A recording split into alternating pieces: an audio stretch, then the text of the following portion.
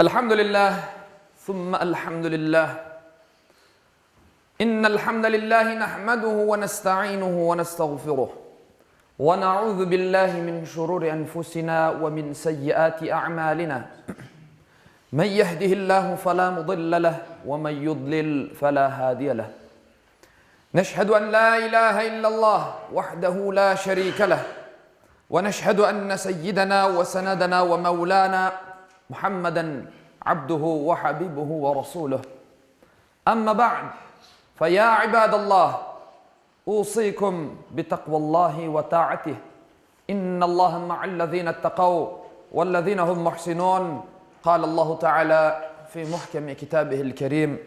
Bismillahirrahmanirrahim. وَإِذَا قِيلَ لَهُمْ لَا تُفْسِدُوا فِي الْأَرْضِ قَالُوا إِنَّمَا نَحْنُ مُصْلِحُونَ إِنَّهُمْ هُمُ الْمُفْسِدُونَ وَلَكِنْ لَا يَشْعُرُونَ صدق الله العظيم. وقال عليه الصلاة والسلام من غشنا فليس منا صدق رسول الله فيما قال أو كما قال. Kıymetli müminler, Yüce Rabbimiz hutbemnin başında okuğanım ayet-i kerimede şu şekilde buyura: Olarga yeryüzünde fesat çıkarmanız dep aytılganda biz ıslah eticimiz, yani barışını getirgenlerimiz derler. Yaxşı biliniz ki olar fesat çıkarganlarının özleridir. Yalnız olar ne yapkanlarından habersizdir. Ne yapkanlarının farkında değiller de buyura Allahu Teala Bakara suresinin 11. ve 12. ayetlerinde. Ayet-i kerimeden de anlaşılganı gibi insanlık tarihi boyunca yeryüzünde en büyük fesat barış, ıslah yani adı altında yapılgandır. En büyük fesat, bozulma, bozgunculuk, dinin yüce kıymetlerini öz menfaati için kullanıp insanlarını aldatmaktır. Bu akta sevgili Peygamber Efendimiz Aleyhisselatü Vesselam hutbemin başında okuğanım hadis-i şerifinde buyura: bizlerini aldatkan bizden değildir. Bizim ümmetimizden değildir de buyura. Kıymetli müminler, dini ve manevi değerlerini öz aceti için, öz menfaati için kullanmak her zaman en tehlikeli bir virüs olarak Müslüman toplumunun gücünü, birliğini zayıflatkandır. En büyük fesatının omurgasını aldatma teşkil etmektedir. Olganından farklı görünmek, yalan ve benzeri davranışlarının arkasındaki asıl maksat karşısındakini aldatmaktır. Ancak Kur'an'a göre karşısındakini aldatkanını düşüngenler özlerini aldatkanlarından haberleri bile yoktur. Mevzunen bağlı ayet-i kerimede Yüce Rabbimiz şu şekilde buyurmakta: Olar öz akıllarınca sanki Allah'ını ve müminlerini aldatalar. Halbuki olar özlerini aldatalar ve bunun farkında değiller. Bakara suresi 9. ayet. Bir de bu vaziyette olganlarının alını Hazreti Peygamber Efendimiz Aleyhisselatü Vesselam bir benzetmekle pek yaxşı anlatır. Münafık iki koy sürüsü arasında diye Peygamberimiz kararsız ketip kelgen koy gibidir. Münafık bir insan iki koy sürüsü arasında böyle kararsız ketip kelgen bir koy gibidir. De bir tarafka barır, de öbür tarafka barır, hangisine tabi olacağını bilmez de Peygamber Efendimiz Aleyhisselatü Vesselam. Kıymetli kardeşlerim, Kur'an-ı Kerim münafıklarının ve dini yani kıymetlerini, dinini kullanganlarının konuşma şekillerini bizlerge şu şekilde tanıtır. Yoksa kalplerinde, yüreklerinde hastalık bulungan münafıklar Allah'ın onların müminlerge karşı etkenleri, kinlerini açıkka çıkarmayacağını mı düşüneler? Eğer isteseydik onlarını sana tek tek gösterir edik diye Allah, sen de onlarını simalarından tanır edin. Hatta sen onlarını sözlerindeki ses tonlarından ve konuşma usullarından mutlaka tanırsın. Allah bütün işlerinizni, yapkanlarınızı bilir. Muhammed suresi 29. 30. ayet. Muhterem Müslümanlar, bu ayetler ve hadisler bizge gösterir ki ihlaslı bir niyetke tayanmagan amel ve davranışlar neticede azap ve peşmanlıktan başka bir işe yaramayacaklar.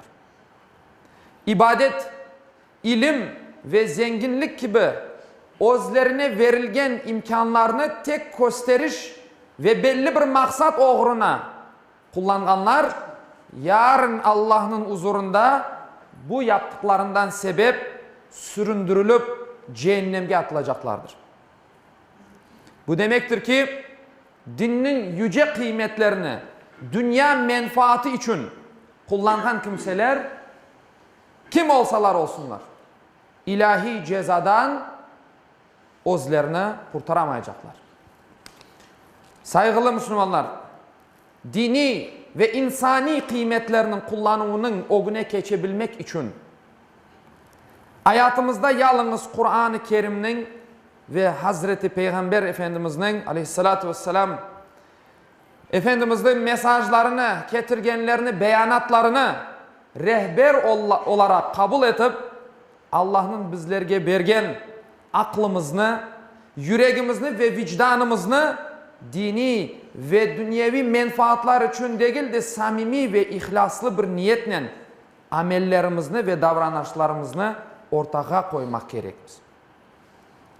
Hutbemni ihlas ve samimiyetinin emniyetini vurgulagan, dini değerlerini dünyalık için kullanmakның yaramay neticesini bizlerge bildirgen sevimli Peygamber Efendimizin aleyhissalatu vesselam'ın bir hadis-i şerifinin mealinden yekünlemek isteyeyim.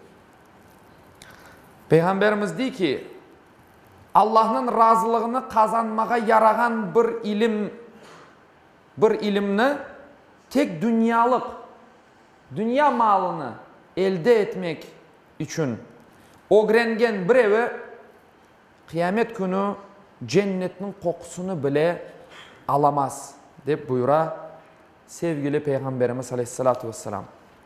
Yapkanımız her işimiz, aytkanımız her söz, atkanımız her adım Allah rızası için samimi ve ihlaslı, yani çin yürekten olacaktır ki Allah-u Teala'nın koygan bu yüce dinin kıymetlerine bizler de Müslümanlar olarak layık olayıq. İşte Allah-u Teala cümlemizne öz kıymetlerine sadık kalgan kullarından cümlemizne eylesin. Cümlemizni birlik beraberlikten ayırmasın. Allah-u Teala bütün dünyadaki Müslümanlara güç kuvvet versin. Allah-u Teala ferasetten ayırmasın ve vaziyetimizni perişan etmesin inşallah. Ela inne ahsanel kelam ve ablagan nizam kelamullahil melikil azizil allam kema kâle Allahu tebareke ve teala fil kelam ve izâ kuri'el Kur'an fastami'û leh ve ansitû leallekum turhamun. Bismillahirrahmanirrahim. İnned dîne indallâhil islam. Sadakallâhul azîm.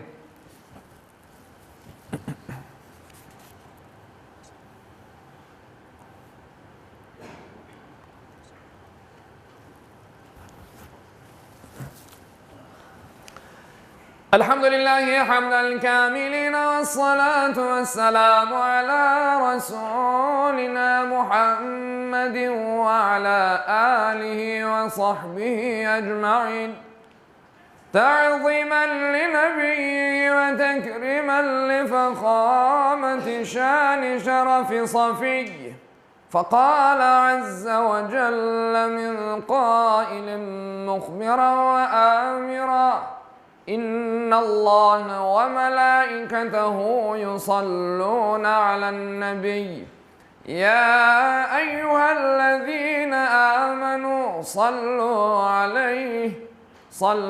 عليه وسلموا تسليما اللهم صل على محمد وعلى آل محمد كما صليت على إبراهيم وعلى آل إبراهيم إنك حميد مجيد اللهم بارك على محمد وعلى آل محمد كما باركت على إبراهيم وعلى آل إبراهيم إنك حميد مجيد اللهم وارض عن الأربعة الخلفاء سيدنا أبي بكر وعمر وعثمان وعلي ذوي الصدق والوفاء وعن الأنصار والمهاجرين والتابعين إلى يوم الجزاء وعن كافة المؤمنين والمؤمنات والمسلمين والمسلمات الأحياء منهم والأموات بفضلك ورحمتك إنك سميع قريب مجيب الدعوات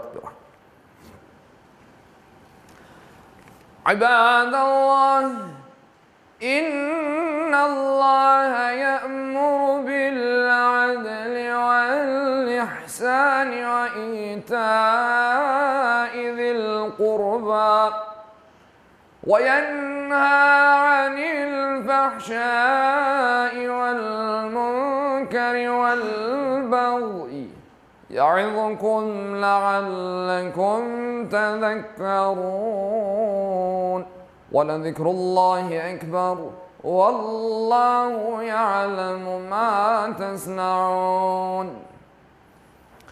Okuğanım ayette Allahu Teala buyurar ki şüphesiz Allah adaletini, yaxşılık yapmakını ve soy sopqa yardım etmekini emir eder.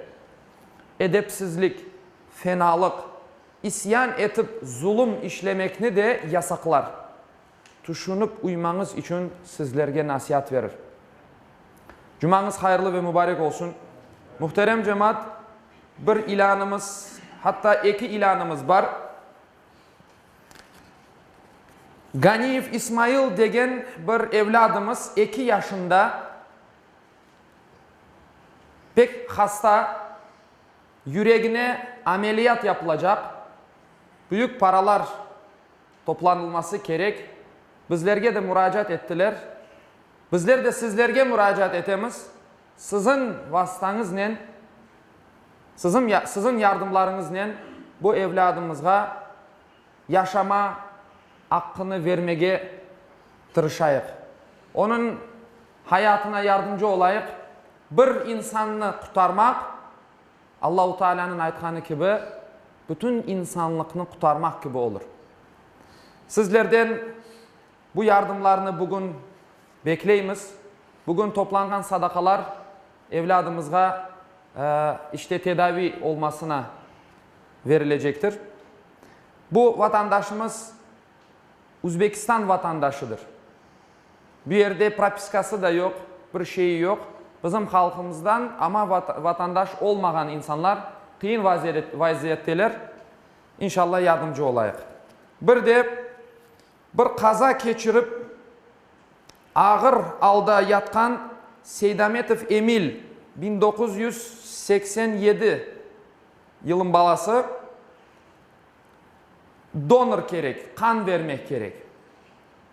10 tane donor gerek. Aslında ona gerek olan kan var kan bankında ama onu işte bilesiniz doldurmak gerek. O alıngan kanını doldurmak gerek. Onun için yardımcı olmak isteyen dindaşlarımız 6. Gorbalnitsaga barıp elbette o teferruatlı bilgiler almak için Cuma'dan son yanlarımıza da gelebilirler. Kan vermek isteyen ve din kardeşimizge yardımcı olmak isteyen kardeşlerimiz Allah sizlerden razı olsun. Yanımızga gelebilirsiniz Cuma'dan son. Cumanız hayırlı mübarek olsun.